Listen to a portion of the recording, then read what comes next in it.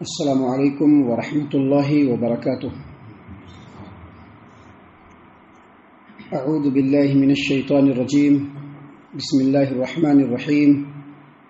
وما لهم الا يعذبهم الله وهم يصدون عن المسجد الحرام وما كانوا اولیاءه ان اولیاؤه الا المتقون ولكن اکثرهم لا يعلمون وما كان صلاتهم عند البيت الا مكاء وتصدیہ فذوقوا العذاب بما كنتم تکفرون۔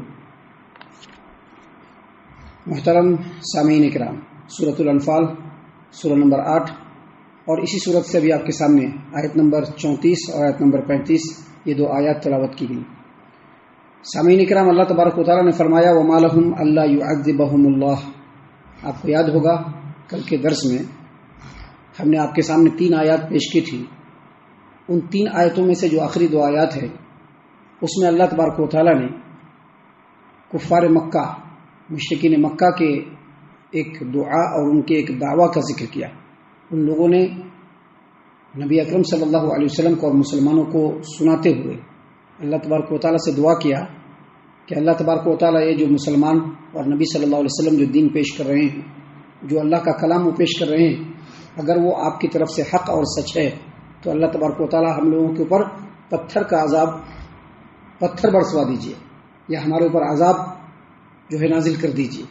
تو اللہ تبارک و تعالیٰ نے اس کے جواب میں دوسری آیت کریمہ جو یہاں پہ نازل فرمائی، اس میں اللہ تبارک و تعالیٰ نے فرمایا کہ تم لوگ تو عذاب کے مستحق ہو، لیکن عذاب 2 وجہوں سے نہیں آ رہی ہے۔ ایک یہ کہ پیارے رسول صلی اللہ علیہ وسلم ابھی بنفس نفیس تم لوگوں کے درمیان موجود ہیں، چونکہ وہ رحمت للعالمین ہیں، ان کی موجودگی میں عذاب نہیں آئے گا۔ اور دوسری وجہ یہ بتلائی کہ نبی صلی اللہ علیہ وسلم اور مسلمان اللہ تبارک و تعالیٰ سے ہمیشہ استغفار کرتے رہتے ہیں، جس کی وجہ سے اللہ تبارک و تعالیٰ عذاب نہیں بھیج رہا ہے۔ یہ 2 وجہیں اللہ تبارک و تعالیٰ نے بیان فرمائی۔ ابھی یہاں پر اس آیت کریمہ میں اللہ نے فرمایا کہ وما لهم الا يعذبهم اللہ، ان لوگوں کو اللہ تبارک و تعالیٰ کیوں نہیں عذاب دے گا؟ بالکل عذاب دینا چاہیے، بالکل وہ لوگ عذاب کے حقدار ہیں۔ کیسے حقدار ہیں؟ اللہ تبارک و تعالیٰ نے فرمایا عذاب کے حقدار اس اعتبار سے ہیں کہ وهم يصدون عن المسجد الحرام، ان لوگوں نے مسلمانوں کے اوپر، لوگوں کو، دوسروں کو بیت اللہ میں داخل ہونے سے روکا۔ ان لوگوں نے دوسروں کو بیت اللہ میں داخل ہونے سے روکا۔ وما كانوا اولیاء، حالانکہ وہ بیت اللہ کے متولی اور ذمہ دار نہیں تھے، متولی اور ذمہ دار نہیں تھے۔ اللہ نے فرمایا ان اولیاءہ الا المتقون، کعبۃ اللہ کے متولی اور ذمہ دار صرف وہی لوگ ہو سکتے ہیں جو متقی اور پرہیزگار ہیں۔ اور آگے فرمایا ولیکن اکثرهم لا یعلمون، لیکن اکثر لوگ اس چیز کو سمجھنے کے لیے ریڈی نہیں ہیں۔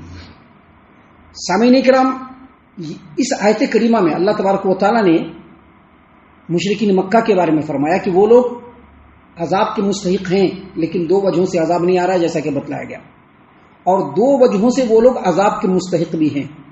پہلی وجہ کیا ہے؟ پہلی وجہ یہ ہے کہ ان لوگوں نے مسلمانوں کے اوپر بیت اللہ میں داخل ہونے کے لیے پابندی لگا رکھی تھی کہ مسلمان بیت اللہ میں داخل نہیں ہو سکتے، وہاں پہ جا کر کے عبادت نہیں کر سکتے۔ اور دوسری ان لوگوں کی کیا غلطی ہے، کیا گناہ ہے کہ ان لوگوں نے بیت اللہ کے اوپر ناجائز قبضہ جما رکھا ہے۔ ناجائز قبضہ کا مطلب کیا ہے؟ ناجائز قبضہ کا مطلب یہ کہ وہ لوگ یہ سمجھتے ہیں کہ ہم ابراہیم علیہ الصلوۃ والسلام کی اولاد میں سے ہیں اور انہوں نے اس مسجد کو بنائی، اسی لیے یہ ہماری مسجد ہے، ہم اس کے ذمہ دار ہیں، یہ ہمارے علاوہ کسی کی پراپرٹی نہیں ہے، یہ ہماری پراپرٹی ہے اور ہم جس کو چاہیں گے داخل ہونے دیں گے، جس کو چاہیں گے داخل نہیں ہونے دیں گے۔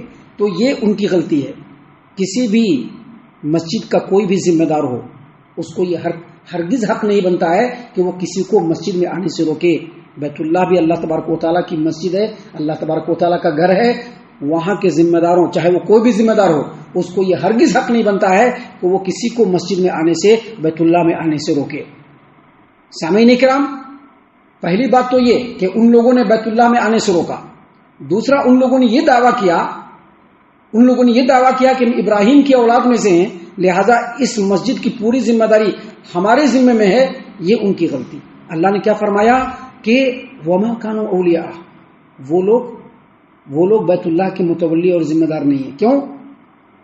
کیونکہ خالی ابراہیم کی اولاد میں سے ہونا، ہم بیت اللہ کے ذمہ دار ہیں، یہ ہرگز نہیں ہو سکتا ہے۔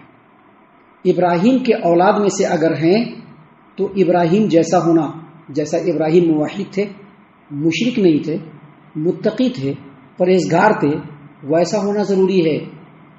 اگر ابراہیم کی اولاد یہ دعویٰ کرے کہ ہم ابراہیم کی اولاد ہیں اور ابراہیم نے اس مسجد کو بنایا ہے اس لیے ہم اس کے ذمہ دار ہیں، یہ شرعی اعتبار سے بالکل درست نہیں ہے۔ اگر وہ ابراہیم کی اولاد ہے اور متقی اور پرہیزگار ہے تو ذمہ داری ان کے پاس رہے گی۔ اگر وہ ابراہیم کی اولاد ہیں اور مشرک ہیں تو ان سے اس چیز کو چھینا جائے گا، اور جو موحد ہیں، جو متقی اور پرہیزگار ہیں، ان کو ذمہ داری دی جائے گی۔ اس سے یہ سمجھ میں آیا کہ چاہے کوئی بھی اللہ کا گھر ہو، کوئی بھی مسجد ہو، بنانے والا کوئی بھی ہو، اگر اس کو چلانے والے متقی اور پرہیزگار ہیں، اللہ کے حکموں کے پابند ہیں، تو یقینی طور پر وہ وہاں کے ذمہ دار ہیں۔ اگر وہ متقی اور پرہیزگار نہیں ہیں، اگر وہ تقوی اور پرہیزگاری میں نہیں ہیں، اور یہ سمجھ کر کے کہ ہمارے ابا نے بنا دیا، ہمارے دادا نے بنا دیا، ہمارے چچا نے بنا دیا تو ہمارے باپ کی پراپرٹی ہو گئی، مسجد ان کی پراپرٹی نہیں ہو سکتی ہے۔ اللہ نے فرمایا کہ وما کانوا اولیاء، وہ مسجد کے متولی نہیں ہیں، ان اولیاءہ الا المتقون، مسجد کے متولی صرف متقی اور پرہیزگار لوگ ہو سکتے ہیں، ولکن اکثرهم لا يعلمون، لیکن اکثر لوگ اس کو جاننے کے لیے اور سمجھنے کے لیے ریڈی نہیں ہیں۔ اس کا مطلب یہ ہے کہ اس طرح کی چیزوں کو اللہ تبارک و تعالیٰ نے اس لیے بیان فرمایا کہ یہ چیز لوگوں کے لیے نمونہ بن جائے اور مسلمان اس چیز کے پابند بن جائیں، اور کسی بھی مسجد کا متولی اور ذمہ دار صرف وہ لوگ ہوں جن کے اندر واقعی تقویٰ ہو، جن کے اندر واقعی پرہیزگاری ہو۔ جو لوگ تقویٰ اور پرہیزگاری سے عاری ہیں، جو لوگ تقویٰ اور پرہیزگاری سے خالی ہیں، ان کو کوئی حق نہیں بنتا کہ وہ کسی بھی مسجد کے ذمہ دار بن جائے۔ سامعین کرام، اس آیت کریمہ سے اللہ تبارک و تعالیٰ نے یہی لوگوں کو پیغام دیا ہے جو ہم نے آپ تک پوری ایمانداری سے اللہ تبارک و تعالیٰ کو گواہ رکھتے ہوئے آپ کے سامنے پیش کر دیا ہے۔ اس کے بعد اللہ تبارک و تعالیٰ نے دوسری آیت کریمہ میں مشرکین مکہ کے بارے میں ہی بیان فرمایا۔ اللہ نے کیا فرمایا؟ وما كان صلاتهم عند البيت الا مكاء وتصديه فذوقوا العذاب بما كنتم تكفرون۔ یہ جو مشرکین مکہ تھے ان کی نماز صرف یہی ہوتی تھی کہ وہ لوگ سیٹی مارتے تھے اور تالی بجاتے تھے۔ اللہ نے فرمایا فذوقوا العذاب بما كنتم تکفرون، تم لوگوں نے جو کفر کیا ہے، حق کا انکار کیا ہے، اب اس کا مزہ چکھ لو۔ اس آیت کریمہ میں اللہ تبارک و تعالیٰ نے مشرکین مکہ کو خاص طور سے یہ کہا ہے کہ تم لوگ ایک تو بیت اللہ کے اندر عبادت کرتے ہو، اور عبادت بھی اس انداز کی جو عبادت کم، تمہارا منورنجن زیادہ ہے۔ اب وہ لوگ کرتے کیا تھے؟ وہ لوگ بیت اللہ کا طواف ننگے ہو کر کے کیا کرتے تھے، بیت اللہ کا طواف ننگے ہو کر کے کیا کرتے تھے۔ مسجد میں وہ لوگ نماز پڑھنے کے لیے بیت اللہ میں جاتے تھے تو سیٹیاں مارتے تھے، تالیاں بجاتے تھے، اور یہ سمجھتے تھے کہ ہم عبادت کر رہے ہیں۔ اور مسلمانوں کے بارے میں ان کا کیا خیال تھا؟ مسلمانوں کے بارے میں ان کا خیال یہ تھا کہ یہ جو مسلمان ہیں اگر واقعی سچے ہیں تو ہم لوگ ان کو اتنا ستا رہے ہیں، ہمارے اوپر عذاب کیوں نہیں آ رہا ہے؟ اللہ نے فرمایا کہ تم لوگوں کی عبادت تو یہ ہے، تم لوگ تو سچے مذہب والے نہیں ہو، اور تم لوگ یہ سمجھتے ہو کہ اصل میں اگر عذاب آنا ہے تو آسمان سے پتھر برسنا چاہیے، یا زلزلہ آنا چاہیے، یا چیخ آنا چاہیے۔ ضروری نہیں کہ عذاب صرف یہی ہو، عذاب یہ بھی ہوگا کہ اللہ تبارک و تعالیٰ جنگوں میں تم لوگوں کو بالکل ناکام و نامراد کر دے گا۔ اور کیا ہوا؟ بدر ہوئی، 313 مسلمان اور 1000 کافر و مشرک، اس کے باوجود اللہ تبارک و تعالیٰ نے مسلمانوں کی غیب سے مدد کر کے ان لوگوں کی ایسی بری حالت کی کہ کفار و مشرکین کی کمر ٹوٹ گئے۔ اس کے بعد پھر دوبارہ کفار و مشرکین کمپلیٹلی مجتمع نہیں ہو سکے، اکٹھے نہیں ہو سکے۔ اس کے بعد جنگ احد ہوئی، پھر اس کے بعد دوسری جنگیں ہوئی، ان تمام جنگوں میں اللہ تبارک و تعالیٰ ان کو کمزور کرتا چلا گیا۔ اللہ نے فرمایا کہ یہ بھی عذاب ہے۔ ابھی ہم مسلمان ہیں، کہنے کے لیے مسلمان ہیں، ہمارے اوپر آسمان سے پتھر نہیں برس رہا ہے، زلزلے نہیں آ رہے ہیں، بڑی بڑی مصیبتیں نہیں آ رہی، تو اس کا مطلب یہ نہیں کہ اللہ ہم پر عذاب نہیں بھیج رہا ہے۔ ابھی اگر ہماری طاقت کمزور ہو رہی ہے، ہم دھیرے دھیرے جس مقام پہ ہیں وہاں پر ہمارے حقوق چھینے جا رہے ہیں، دھیرے دھیرے ہمارے اوپر ظالم حکمران مسلط ہو رہے ہیں، ہم کو ہر طرح سے مجبور کر رہے ہیں، ہمارے اوپر شکنجہ کس رہے ہیں، تو اس کا مطلب یہ کہ اللہ کی طرف سے ہمارے اوپر عذاب آ رہا ہے۔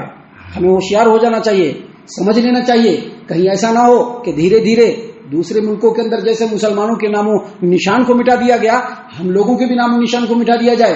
اسی لیے مسلمانوں کے لیے اس آیت کریمہ کے اندر، حالانکہ اس میں بتلایا کن کو کیا گیا ہے؟ کافروں کو، لیکن اس آیت کریمہ کے اندر مسلمانوں کے لیے یہ یہ عبرت ہے کہ اس آیت کریمہ سے مسلمان سیکھ حاصل کرے اور اللہ تبارک و تعالیٰ کا متقی اور پرہیزگار بندہ بن کر کے رہنے کی کوشش کرے. ہم اللہ سے دعا کرتے ہیں کہ اللہ تعالیٰ ہم تمام کو ان تمام باتوں کے اوپر خوب غور و فکر اور تدبر کرنے کے ساتھ ساتھ ان باتوں کے اوپر عمل کرنے کی بھی توفیق عنایت فرمائے. آمین. اللہ تعالیٰ ہم تمام کو صحیح معنوں میں پکا سچا مومن مسلمان بنائے. اللہ اور اس کے رسول صلی اللہ علیہ وسلم کی اطاعت و فرما برداری کرنے والا بنائے. صحابہ کرام رضی اللہ عنہم کے طریقے پر چلنے والا بنائے. جنت الفردوس میں جگہ عطا فرمائے. اے اللہ ہم تمام کو جہنم سے پناہ دے. اے رب العالمین ہم تمام کو جہنم سے پناہ دے. اے مالک الملک ہم تمام کو جہنم سے پناہ دے. آمین یا رب العالمین. وما علینا الا البلاغ المبین. تبارك الذي نزل الفرقان على عبده ليكون للعالمين نذيرا